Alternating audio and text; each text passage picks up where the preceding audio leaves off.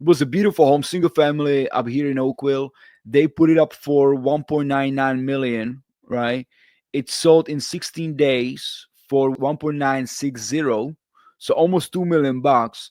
Yeah. Interesting fact, they bought it in 2007 for 380,000. I mean, it's directly a supply and demand issue, and people want good areas. Yes, Canada is such a large country, but 90% of our population lives within 100 kilometers or 90 miles of the American border. So, our major cities are Vancouver, right next to a border, Toronto, an hour from a border, Montreal, an hour from the border. Ottawa's not that far from a border either, right? Like that whole corridor up the St. Lawrence River, is close to a border. We don't have a lot of density in other areas of the country.